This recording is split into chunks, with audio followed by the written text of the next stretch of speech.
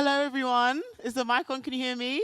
How are we doing? Are we good? Do you guys like the dress? It's kind of cute, isn't it? At first I was like, oh, maybe I should go for like a two-piece suit situation, but I was like, this is giving regal, it's giving Sex in the City, it's giving like a woman who has her life together, like, but she's pretending. It's not real. But we're going to get our lives together today. I'm really looking forward to this discussion. We're going to be talking about all things fresh perspectives. Like, we're all saying, you know, new year, new me, but no one's putting in the work required to make that happen. Or sometimes you don't know the work that is required to make it happen. I always say, like, February is my January 2.0. Like, January is always the trial run. Because people who can get up on the 1st of January and be like, oh, now I'm going to start journaling every day. Like, let's be for real. Like, you're not going to do that. And it's okay. Do you know what I mean? So I think February is a perfect time to have these discussions. And so I have an incredible panel. I'm going to call you up one by one, but I'm also going to sit down first at the end, so you all have a seat to sit in.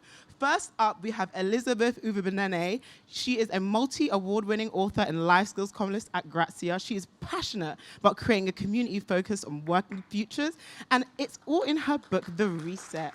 How are you doing, my love? I'm so happy you're joining us today. Thank you for having me. No, this is going to be a good discussion. Also, all of the panelists here, we're basically all connected in some way. So I feel like this is going to be a really good, sort of genuine conversation, basically between mates. So it's going to be fabulous. Next up, we have Emma-Louise Boynton, a writer, broadcaster, presenter, and creator of the award-winning monthly live event series, Sex Talks. I've been a panelist at Sex Talks. It's amazing. There's a Sex Talks on tomorrow. There is. Are there tickets? No. It's sold out. Oh, it's all sold out. Yeah, sad. But there's another one, International Women's Day.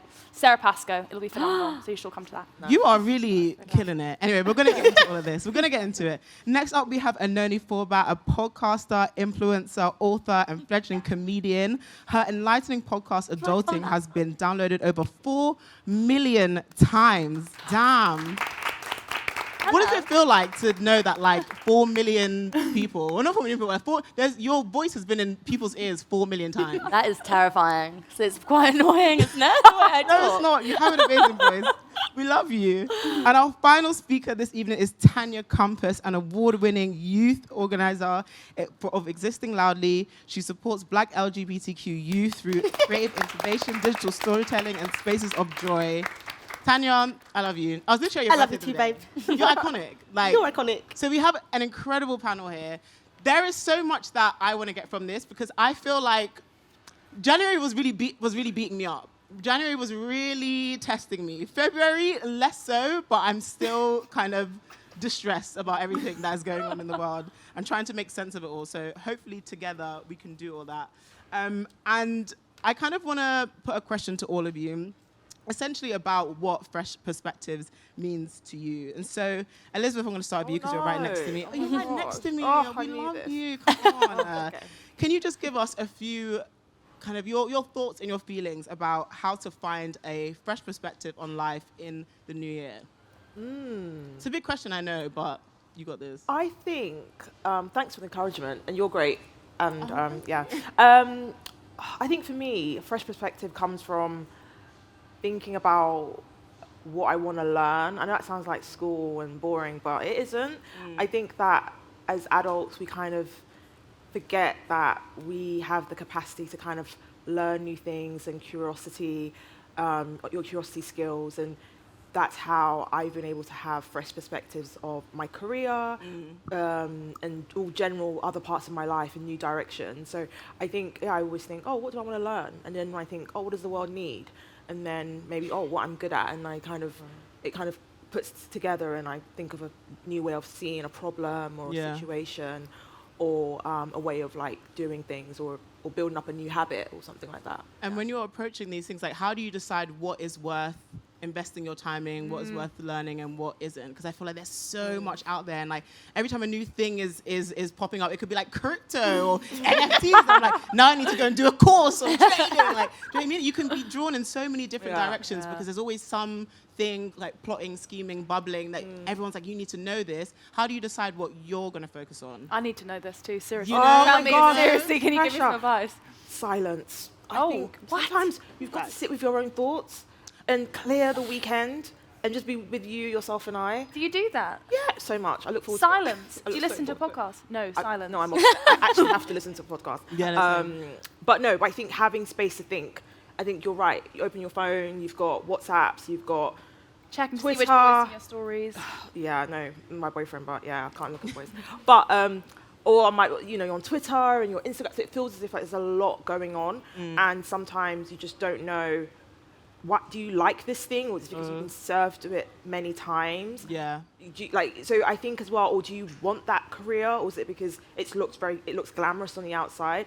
So I think it's really important, well for me anyway, to just have moments, and I block it in my calendar. So for example, I don't have meetings in the morning. And I don't have an alarm clock. Not because I don't work hard, because I really do, but because my body naturally wakes up. But I think for me, having stillness in the morning as much as I can allow it really allows me to be at one with. I'm not really like woo-woo and stuff like that. But I'm coming across like you are actually, because I follow you. I'm very It's a great thing. But I think for me, just having the morning, because the minute you the minute you do anything that's back to back in your calendar or anything like that, it can just feel very overwhelming. So for me, I try my best to not have any meetings in the morning. Yeah. Emma, when I say fresh perspective, what does that mean to you? What does it look like to you? Wow, what does it look like to me? I mean, I feel, so I run a platform called Sex Talks, and that really came out of having a completely new perspective on myself, my body, and everything. And for anyone that hasn't, actually, I doubt anyone's come to Sex Talks before, for me, that meant I previously thought I was an unsexual person. I didn't like sex. I couldn't orgasm in partnered sex. I just thought I was not sexual. I was not someone for whom sex was for. All my friends, seemingly, were having amazing, wild, fabulous, anxiety-free sex. And I would just hear their sex stories and be like overwhelmed by how much of a kind of failure I felt by comparison. Like there was something wrong with me, like I was broken. And I went to a dinner one evening, and I didn't really talk about it that much because I felt really shameful. I felt embarrassed. And for whatever reason, we started talking about sex. And I was like, I'm just not really sexual, can't come. And these two girls at the table looked at me in horror, and they were like, wait, hold up, what? And as it transpired, both of these women had gone to a sex therapist, and they'd since become proselytizers for the benefit of sex therapy.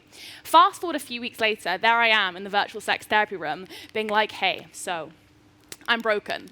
And what happened next is I had my perspective fundamentally shifted on my relationship to sex in such a big way, in that I grew up with an eating disorder, as so many young women do, and I know lots of women struggle with that now, and had never really connected the fact that I had a really terrible relationship with my body to the fact that I had a really terrible relationship with sex.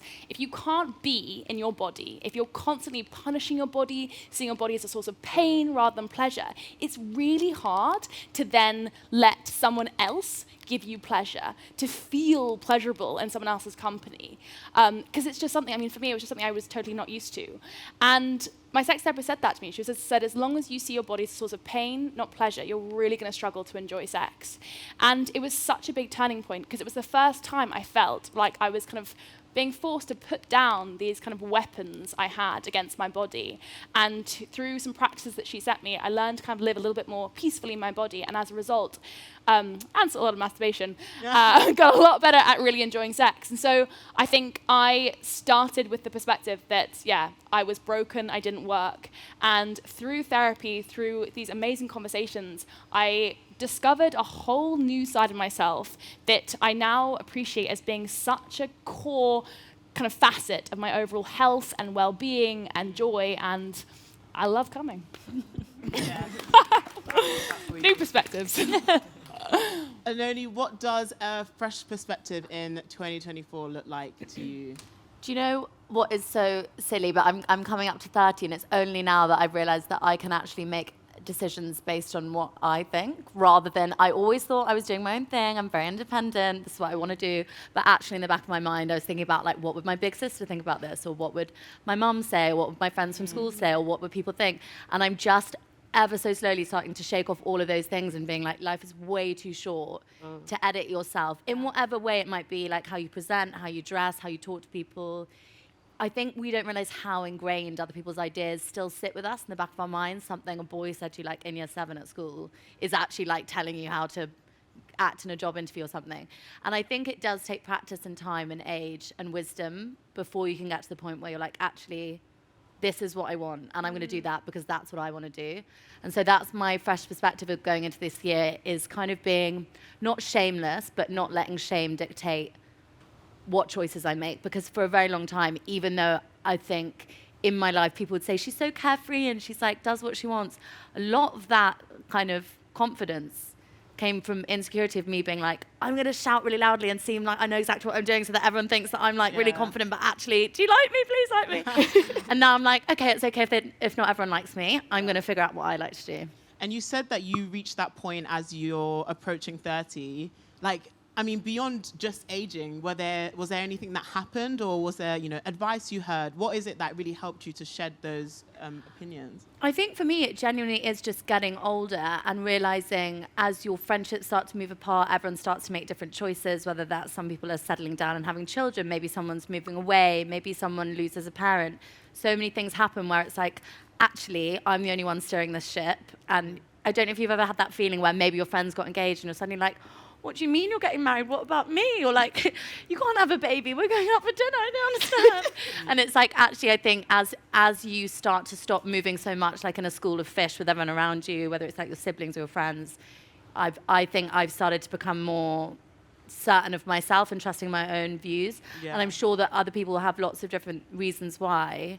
And I know it's so trite because everyone says it happens to women when you get to this age. But genuinely something has changed where I'm like, oh, I'm not in my 20s anymore, and like, who cares if people think X, Y, Z about me? And it is just freeing. And I don't know if that's just I've watched too many films, and then I've now believed that to be true, and I've manifested it into the world. But either way, I feel like it's going to be a great decade. I do what I want. It will work for you as well. We love that. Tanya, I think what makes you so brilliant is that so much of the work that you do is fundamentally about having a different perspective. Like, you're successful because you're like, do you know what? Here's a group that I don't feel is getting enough attention or being supported enough, and I'm going to basically build the infrastructure to support them. So it would be interesting to understand how kind of having a fresh perspective has been so fundamental to the work that you do. That's a good question. I feel like having a new perspective is kind of, I think because I've always existed in spaces whereby I've just done what I wanted to do. So I've done like a gap year when I was like 18 and lived in Peru for a year, worked in Colombia for a year as a teacher when I was 23, went to America, I've lived in Brazil. I've always went against the grain. And I think they got to a point where I was realizing that if I continue to do what everyone else thought was best for me, I, A, wouldn't be the person I am now, and B, I would have lived a very unhappy life. And I think that I bring this kind of understanding to everything that I do, and I think it comes to young people. I'm like, I work with Black LGBT young people, and it's kind of, so many of us are in spaces where you're told like, ooh, you shouldn't be this, or ooh, you should be more like this, but who you are right now is fundamentally wrong. And therefore that carries not just in terms of like how you navigate your family, but carries how you navigate work, life, relationships, everything. And so I think that I was kind of, and I worked in charity sector for years. I've been working in charity sector since I was 18. I'm 32 now. So it's like, I've also noticed that I've always been ousted from charity sector because the way I think about things is not looking at the service users or young people as an numerical thing that you can impact report, for example. It's actually as people. And because I see them as people, the people for me come first. But for them, the numbers come first because numbers is what gets you funds, and the funds is what allows you to do the work, aka pay your bills. And the unfortunate thing with that, therefore, comes the fact that because I put people first, the funds aren't there. And so I think wrapping into kind of what my new perspective is for this year is kind of like, actually, I know I need to make funds in order to do the work that I do with Exist Loudly. Right now, I have no funds because I stepped back and was concentrating on Exist Loudly, which was fantastic. But I need to pay my bills, and that's the reality. So you're looking at it like, okay, so I think my new perspective is actually now looking at, I've really taken time to learn and really be curious around what is it that makes me unique, and what is it that my life education, because I don't have the same maybe work experience education that other people have, is actually what can I bring to the table, and what it is a human-centered approach which puts the people first. And that when you can curate a narrative that really shows people the steps and the points of connection that anyone can have access to, it makes a lot of new possibilities seem feasible. And I think that's what I'm kind of looking at now, is seeing that there's actually a lot more possibilities I've not yet explored, but Yeah. now this year I'm giving myself a chance to explore that. Yeah, it's really interesting, like giving yourself space to even have a fresh perspective in the Facts. first place. When you're so, like you were saying, wrapped up in other people's opinions of you, when you're so wrapped up in kind of going with the flow and like looking at what seems normal and what is against the grain or whatnot, you don't give your brain, you don't give yourself the space to be like, oh, what's the alternative here? What else could I consider? And Emma-Louise, I want to come back to you because you kind of spoke a lot about your reflections on your body and how you were kind of viewing your body as not something that was pleasurable, but like as something that was painful, right? And in this discussion, we're talking a lot about fresh perspectives. And the one way you implement that is by setting goals.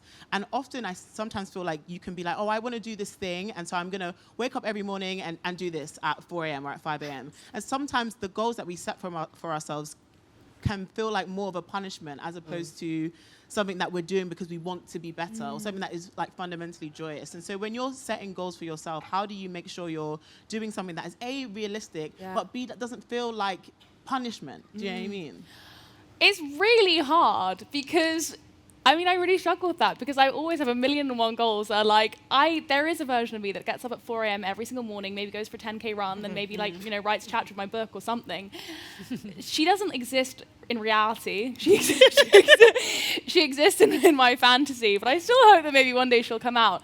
But I think it is that balance between being obviously ambitious and driven and wanting to achieve the best things. Like I do, who does the Peloton bikes? Do you ever do the Peloton bikes? Yeah. There's one woman, Robin, who I'm totally obsessed with, and she's always like working hard, that is self-care, and I'm like, yeah, trying to go as fast as I can. So I think it's about balancing like being driven and setting those goals with also like looking after yourself and not getting extreme about it. One thing that I really loved, my sex therapist set me a task to write a pleasure diary every single day, which was really, really helpful in shifting the dial on how I related to my body and how I saw my body. And it wasn't sexual, it's just like writing down 5 things every day that gave me pleasure. So it'd be like a sip of coffee in the morning, that feeling when sun hits your face. So I guess it's like a form of mindfulness. But I've tried to continue doing that even a kind of year or so on from doing sex therapy, because I think with all the goals, with all the ambitions that you set for yourself, it can be easy to kind of lose sight of the simple joys that exist in the daily mundane, the mundane of the day-to-day. And I think when you lose that, I think you really lose a really beautiful, pleasurable part of yourself. So I think keeping a pleasure journal, for me, has really helped me kind of keep a little bit located in the kind of joyful, embodied parts of myself while still trying to go crazy and wake up early, do my Peloton, all that other crazy stuff. It's like you can have goals for yourself, you can have a vision for your future, but it doesn't mean that you have to abandon all of the things that bring you joy and bring you pleasure. Do you know what I mean? Yeah. Like I always say, like treats make life worth living. I need a little treat. Do you know what I mean? Every day, I'll say on Instagram as well, like the cost of living has robbed me of my little treats, which is why I'm so depressed.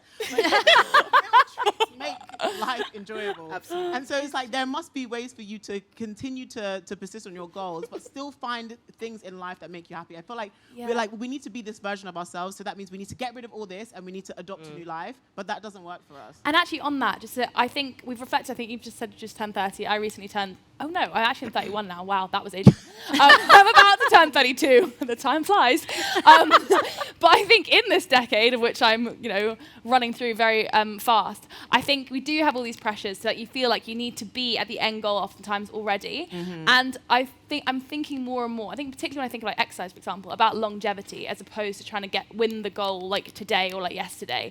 And what does it look like to be strong and fit and healthy for the rest of my life, rather than trying to lose 3 pounds before a party by going crazy on the Peloton? What does it look like to take care of my body in a way that means when I'm 60, 70, 80, I'm still running and sweating, doing aerobics or whatever. And I think you can apply that across all your goals. So if you burn yourself out by setting unrealistic goals and just kind of absolutely smashing it in, maybe you'll achieve a lot in 3 months, but what does that look like in 3 years' time? Yeah, so is it sustainable? Is it sustainable? So I think thinking about longevity and sustainability in the goals that you set for yourself and the way you do it.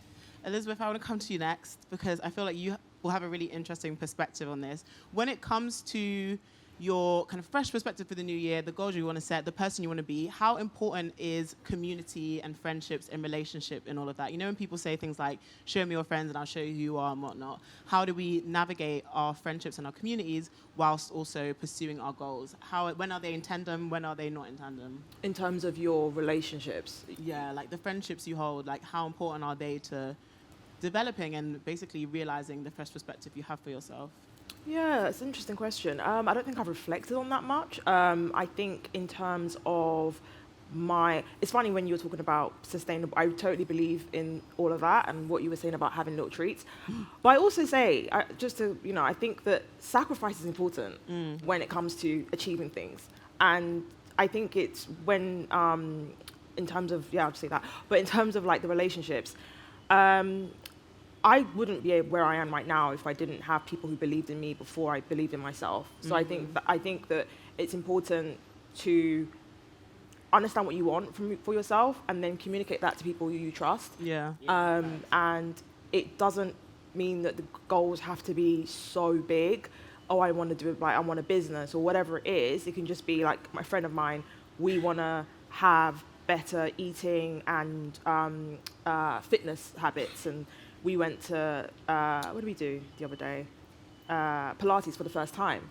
And Reformers. Yeah, and that was fun. And yeah, it was hard, and I felt it the next day. But that was something that I don't really see things as goals, just intention. It was an intention, and we both were able to do that together. So I think that something's really important where sometimes you don't know what you can achieve. It doesn't matter what it is.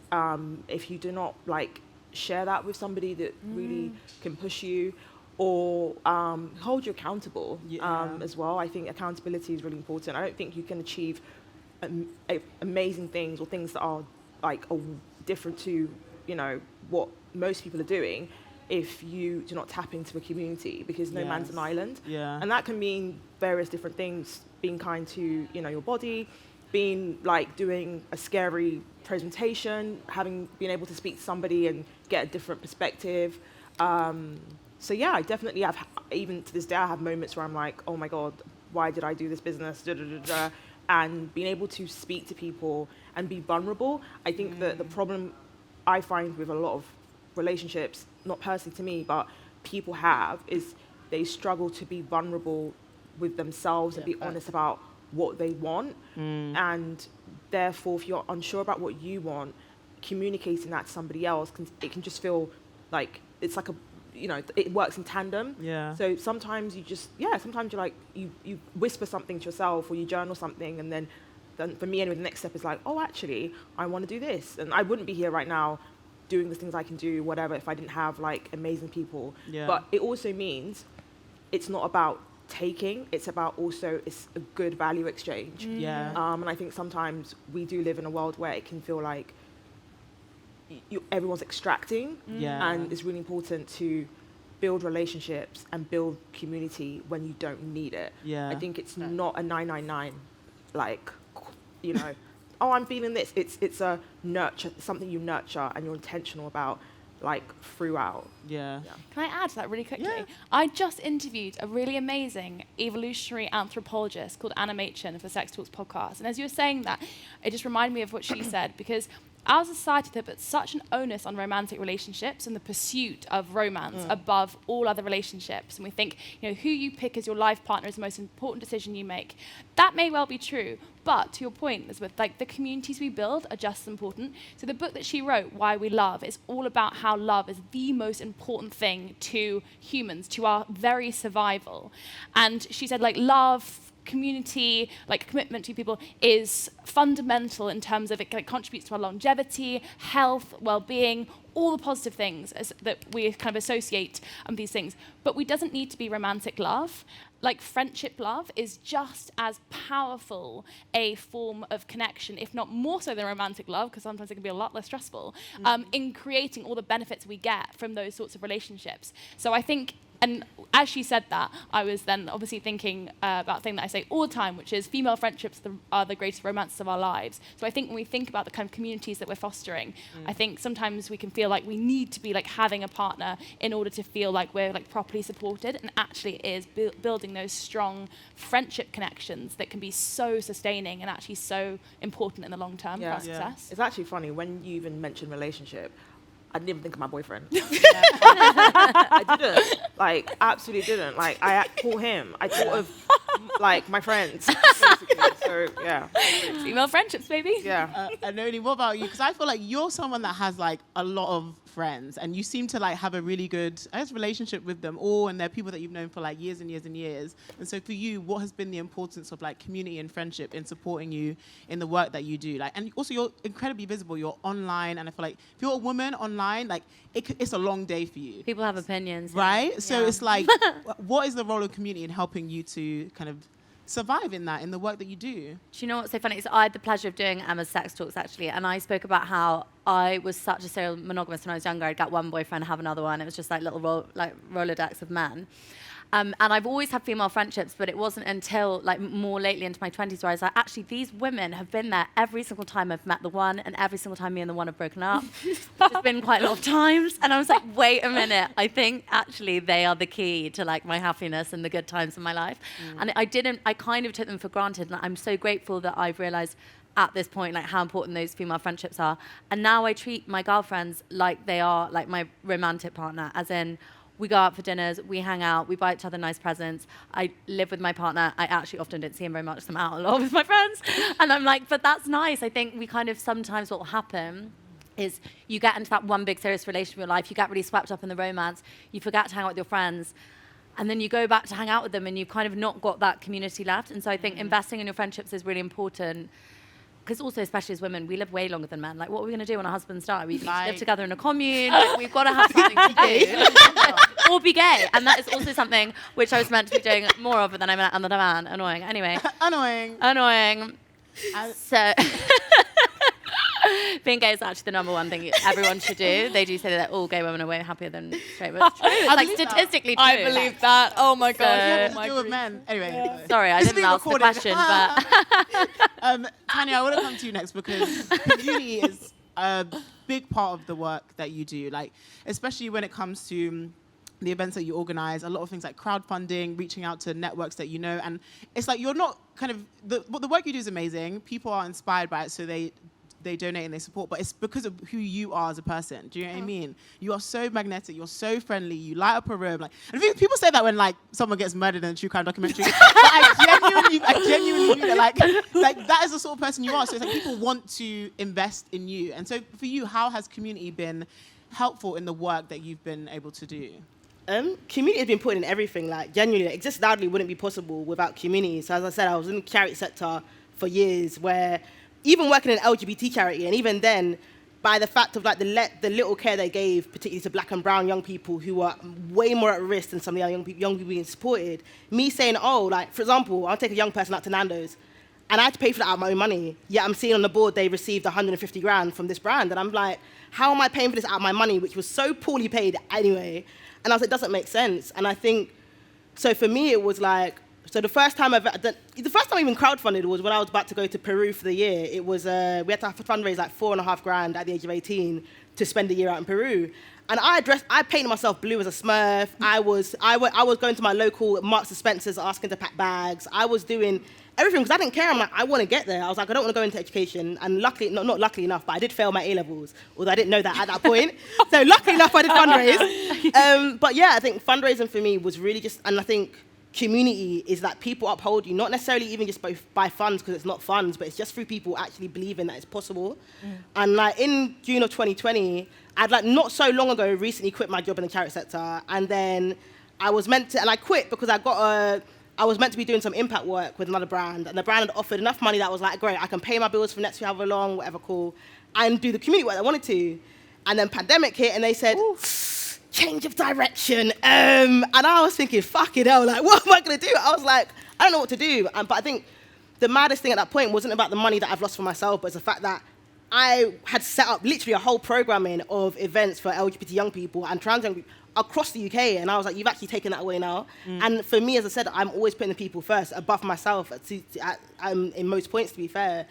And I was like, you know what, fuck it. I went to the park, And then I was like, okay, I need to make something happen. I had all my young people messaging me being like, and even young people I don't know, that are like, can you help me with this? Because they're spending time in a home where normally school, being outside at university, etc., is a space where they can exist to themselves outside of the kind of the watching eye of their family, so they can just be who they are. And now you're spending 24 hours, like 7 days a week within the home of people that don't even allow you to be who you are. And even if they know it, they make sure you know that you have to minimize it, otherwise you'll be out. And so I was like, okay, I'm going to do a fundraiser. And I was like, I'm going to push the boat out, do 10 grand fundraiser.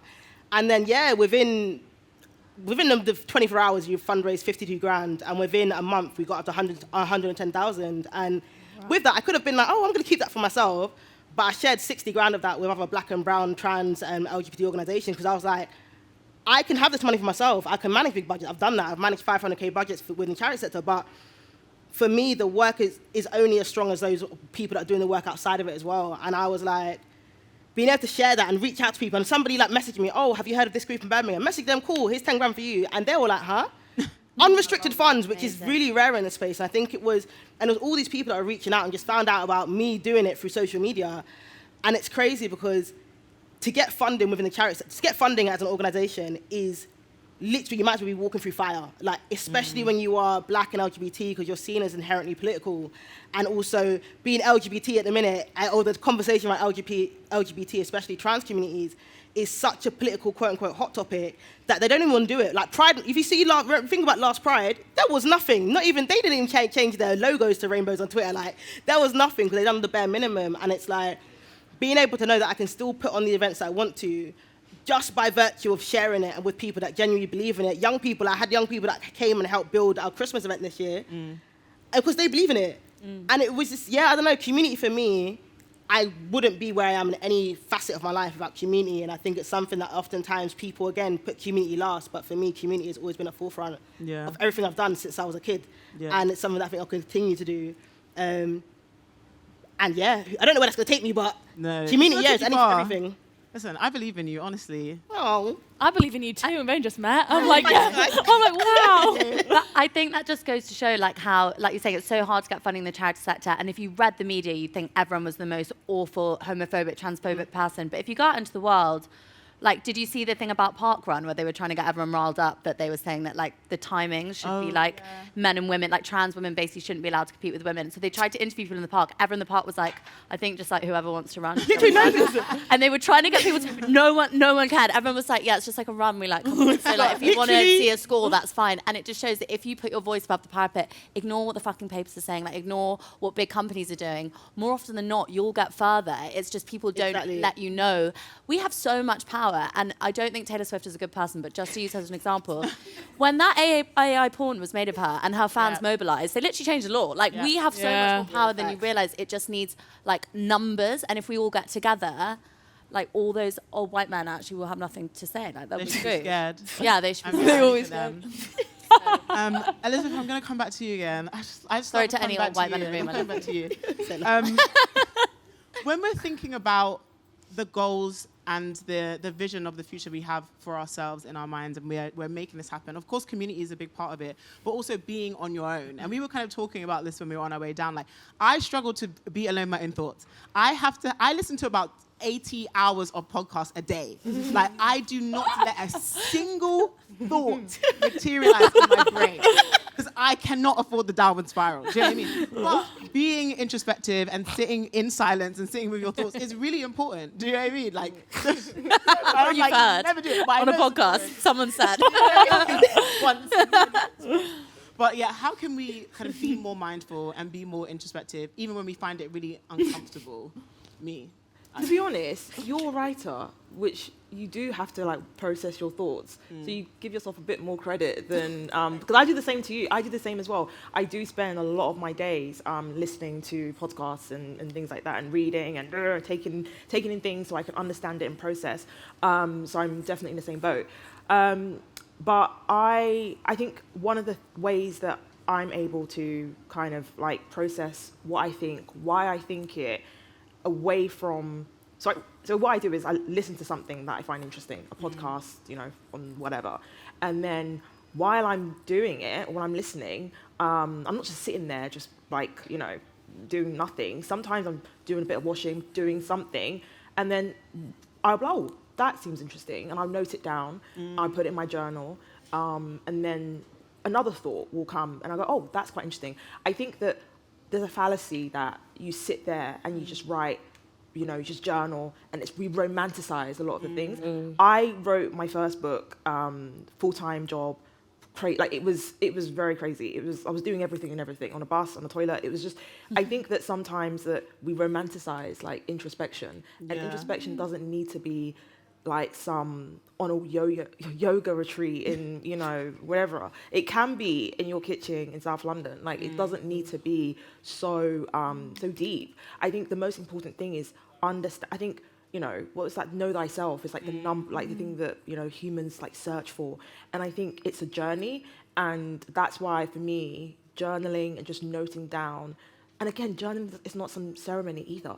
Like it's The not. way people go on about journaling, Yeah, they're like, it's I've not- journaling since I was 12 years old. Yeah. I have about 17 journals. There's 2 pages for all of them. January 1st, January 2nd. January 1st, January 2nd. January 1st, January 2nd. Yeah. I have no idea how people do this. I can't lie. Yeah, that's genuinely how I was solving my own problem. I'm not a like wake up in the morning pages kind of babe. Like I'm really not. I am chaotic, and I just, for me, the reasons why I come up with really good ideas, if it's books, whatever it is because I know what I try to understand why I think what I think, and I try to I think it's. And for me, journaling is processing. It's you know, you have prompts that, so the app that I'm building, Storia, we only have 1 prompt a day. Most journaling apps have multiple prompts, and I'm just like, we don't need multiple prompts. And some of our members are like, oh, we need more, I want more prompts. And I'm like, no, we don't. Trust me, you don't. Because you just need like interesting things that make you think differently or think outside of, you know, what your current reality is.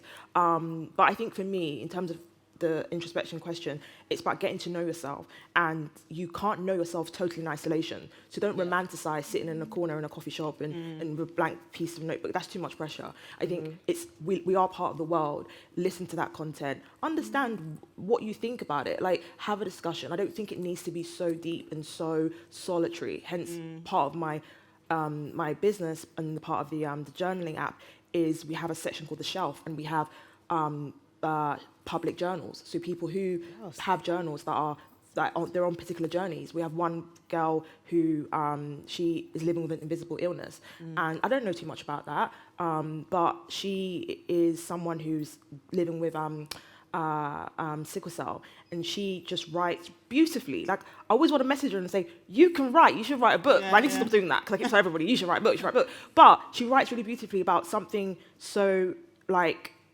so I guess to her ordinary, but for me so extraordinary. So I think sometimes we don't need to romanticize introspection. I think it's just, you know, why do I think this? Like just asking yourself questions, and sometimes you might need prompts and things, but don't be afraid to like ask yourself questions. I think sometimes if you're busying yourself with all the different content just because you're just consuming, you're not creating, and by creating, you're prompting yourself, you're asking. That's why people go to therapy and spend so much money on coaching, because once you start doing the inner work, then you start developing a sense of style, a sense of taste, a sense of, and then you're like, why doesn't this exist? Yeah. Why doesn't a book exist for like this? Why doesn't a business exist like this? You just think how people come up with good ideas because they ask questions of the world and of themselves. So that's what I'd say. But things like when you talk about it, it's like, like this makes total sense. Like there's something I literally could do, but it's like, what are the barriers to doing it? There's clearly something within people that makes them, I don't know if it's like fearful or just like laziness or procrastinating. Like, why don't people want to know themselves? Like, why is the act of getting to know yourself sometimes feel like such an arduous task? I think part of why I'm building Storia in this way is not to make it so so serious. Like I am the most unserious person ever. Like I'm coming across more serious today, but trust me, I am not. I am the most unserious person. Like sadly, and great. But I think that I think one of my big themes of this year is play. Like gotta have fun. Like those kids, you look at kids and like they have a great time, but not a lot. And I think for me, having like sometimes we romanticize and make things so serious, and it's not that deep. And sometimes it is. The world is deep and it is serious, but we just need to sometimes just like what am I grateful for today? Yeah. Also, Like- we do live in the age of distraction. Yeah. It's just turn devices off. Yeah. That I think more than anything else is for me, I am constantly thinking about my phone, the emails, the texts, everything. I'm like I feel like I'm a heroin addict, and I have got a like drip feed of heroin going into me at all times. And I know when I have time, like in nature, in just away from my phone, if I can actually get away from my devices, that is when I have time to think, to breathe, and that's where the ideas come from. And people always say, like, alongside playfulness, also giving yourself a chance to be bored.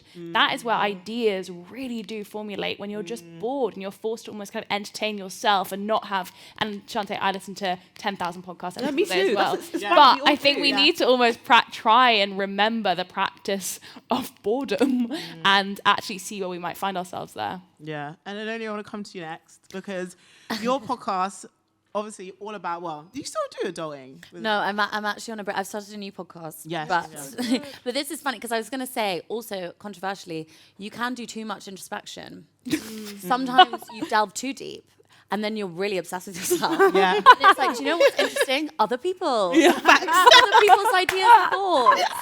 Because I did this, I went to therapy, and then I was just like all day long, like, what am I thinking about? Yeah. You know what I mean? You think of some like poet from like the 1800s, and I've just got so many thoughts and ideas and got it so depressing. It's like other people exist. And so I think it is good to find out about yourself. But I actually think one of the most healing things you can do for you, and also just stop like obsessing over your faults or your flaws or whatever it is to look outside of yourself, which is kind of what my podcast, Adulting, is about, all the things we never got taught in school. I'm a very posh white woman who went to a private school, and oh my God, would you know, I didn't know a lot of things that I wasn't taught. And so like, I had this whole self-introspection journey, which wasn't actually learning about me, it was learning about all the things the world had taught me to believe about myself and other people, and kind of like unpacking that. Yeah. And that was like the best form of self-care, whatever I've ever done, because sometimes when you're on your phone, you're just looking at stuff, you're like, oh my God, she's got a new designer bag. I'd love a designer bag. And her house is so nice. And then you walk out the door, and there's a really cute old lady who's got no one to talk to and wants to talk to you for half an hour. You should speak to her. She'll be really interesting. I made friends with this little old lady, and I think she's died. And she was a teacher, and she was Catholic. And we used to go on walks in the park, and she told me she'd never had sex. And I would talk to her about it all the time. It was so interesting. Wow. And then one day she wasn't in the park again. She obviously died. Anyway, what I mean is, go out into the world and like, again, get rid of your phone, do therapy if you need it, but also there is so much happening that's so much more interesting than some of the things that we get really hacked up on. There's a big wide world out there that is has a lot more that will make you feel more full up than the inside of your own brain. For that. Amazing. R.I.P. to that Lady, I know. I don't even know her name. Oh, She had 2 dogs. Where are they now? who knows? Who knows? It's a mystery. That could be a podcast, actually. We should start that. So we're going to go to some audience questions now. So, like, you know, think of what you want to ask, anything. This has been a very winding conversation. So I don't think that I don't think there's anything that is... Nothing off the table. Nothing off the table. It's like, let's just go. But whilst you're thinking about your question, the last thing I want to kind of whip round from all of you is, and only you brought this up, and I'm so glad you did, is this idea of, like, comparison. Because I know that it's something I'm guilty of, like, especially as a freelancer, as a businesswoman, I am constantly looking at what other people are doing. Oh my God, I should be doing this, da, da, da, da. And it distracts me so much from what it is that I'm actually interested in and what I want to make happen. And then you end up setting goals and targets that aren't even your own, you know? And we kind of mentioned that as well. So from all of you, I'll kind of start with you, Tanya. Like, how do you stop yourself comparing your goals to other people's goals and knowing that this is what I want to do, I'm going to focus on this, not what Sally over there is doing? I think it's through just conversation with friends, like in person. I think that, again, through social media, you can have all these, like, you're in your mind, you're having conversations with people, but really you're maybe reading a caption, you're watching them on TikTok, whatever it is. But I think actually speaking to people that know you and see you beyond the spaces that sometimes you allow yourself to see yourself, it's kind of like, you've got to, they'd be like, but Tanya, you do this. Like, why are you not doing this? You're great at this. And I think that if I forever followed, like, I've always followed the unbeaten path, whatever they say. But I think with that also comes the idea to not know where you're going to go with it. And I think I took such a massive step back over the past year or two and wasn't on social media as much as I was, etc.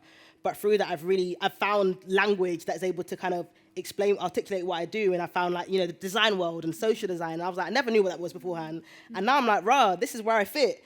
But then I go and look for jobs there and they're all white men. And I'm like, bro, but I'm also at the same time, no, I fit here. But I just now have to know this is the path where I'm going to go. And I know I'm so assured in what I know of myself and my work, where comparison, I don't look at people comparison. I'm like, how can I collaborate with you? How can I create with you? And through looking through that lens, because I know that what I do, I can give someone a blueprint of an event, but it will never be the same as what I do. Right. So because I know that, I don't look at people in this ideas, oh, you're going to take something from me. Nah, let's create something better. Yeah. So I think I'm excited now about co-creating new things in a way that if maybe I didn't allow myself that space to explore, I wouldn't have done. Fabulous. Everything you just said is so good. Especially, there's nothing better than a friend going to you, you'd be really good at this, and it's something you've never thought about before, and you're like, oh my gosh, because sometimes you can't see yourself like that. But also with goal setting, and again, the thing you said about like no one ever does the same thing twice. Like I'm trying to write fiction at the minute, and I keep going, everyone's always written this story. Everyone's written every story. Everything that's ever happened to anyone has already happened before. Like no one's having a new human experience. So don't ever think that you can't create something because someone's already done it. They have already done it, but it's fine. You'll do it differently. Exactly. And the second thing is, when you have a big goal, if you think about the big goal, you'll never do it. You have to be chipping away. And this is why I think I do kind of believe in manifestation, but also all it is that you've said like, oh, actually, I'd quite like to have done X, Y, Z. And subconsciously, you start doing things towards that goal. It's when you're really thinking about it that it becomes like a block and you're like, I'll never achieve this thing. Whereas if every day, for instance, I wrote a book last year, and when I thought about writing a book, I just like have a breakdown. But I was like, today, you're just going to sit at your laptop, just write 100 words, and then sometimes that would turn into 3,000, and sometimes it would just be 100 of the worst words you've ever read. It would go straight in the bin. But it's that chipping away every day, and then looking back, this is what I want to happen this year, is I want to work really hard, but little increments, nothing big has to happen, and I just want to look back on this year and go, oh, look at all the things I did, and look where they've taken me, rather than being like, I'm going to be like this woman, I'm going to be like her, it's going to be like you, and you're going to be a bit one foot in front of the other. Thank you very much. That was lovely. Yeah. I love that. I always say to friends, you know I'm having a small mental breakdown when I launch something new. Because whenever I get insecure, overwhelmed, come my period, suddenly I'm like, right, let's launch something new. My Substack, which I've written like 4 articles on like months ago, was a version of that. But I get kind of overexcited. And it's that thing, as you say, it's that comparison culture. You feel like you need to constantly be keeping up with what everyone else is doing. And now it's such a blessing. Technology has given us the opportunity to create so much for ourselves, by ourselves. You can create your own podcast in your room. You can create a newsletter through Substack. That's amazing. That's such a privilege. But it can also really trip you up, because then you feel like you have to do everything all at once. And something my friend Sharmadine said to me years ago has always stuck with me. So whenever I'm having my mental breakdown and launching something new, I think, hold up, keep the main thing the main thing. And it kind of I'll still launch the new thing, but it's really about thinking, what is the main thing I'm looking to achieve? And that longevity point, what in the next, like, maybe it's like 1 year, the next like couple months, whatever, that I really, really want to be doing, like where do I want to be, and what is the thing that's going to get me there? And then everything else is just noise, and it's just extra, and it can come and go. You know, you're going to see people on social media doing things you want to do, other people, you know, telling you. Sometimes I think friends, it can be great when friends say you should do this. Also, it can lead you down a garden path. You're like, no, I need to keep the main thing. But I think it's really important, in order to make actual progress and do kind of make meaningful steps forward, you do have to stay focused. So keep the main thing the main thing. Good advice. This is such great advice.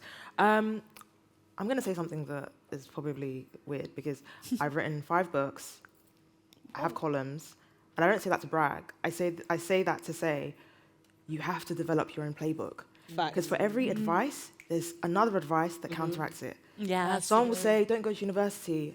I would say, oh, go to university. It's the worst thing I ever did. It's the best thing I ever did. Leave your job. Oh, no, you have to. Side hustle to the die. Yeah. You have to develop your own playbook. Yeah. And that goes against my bread and butter, which is giving advice. But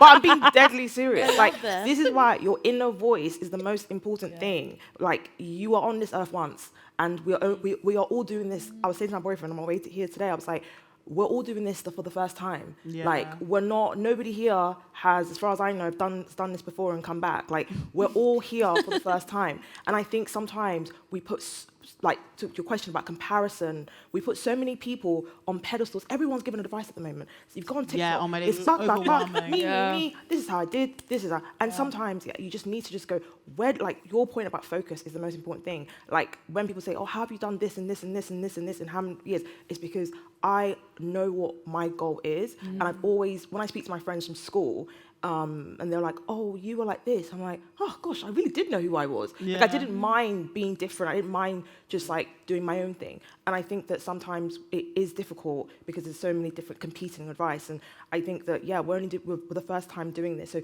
develop your own playbook. And what that looks like is figuring out what you want, like, and because, like, you will say, oh, don't be on, like, you listen to a lot of podcasts, and some might not listen to podcasts, and what will work for somebody won't work for you. So what I do is, what I like about someone, I go, oh, I like the way she does this, and that's cool. I like the way they do this, and I develop my own thing. And I think, ultimately, I've been reading a lot about taste at the moment, because obviously algorithm is just mushing our brains and all of that sort of stuff. So we just keep getting served the same thing, and AI is meaning that, like, all the, like, what does taste look like if we all can create the same thing, and a lot of it is rubbish sometimes.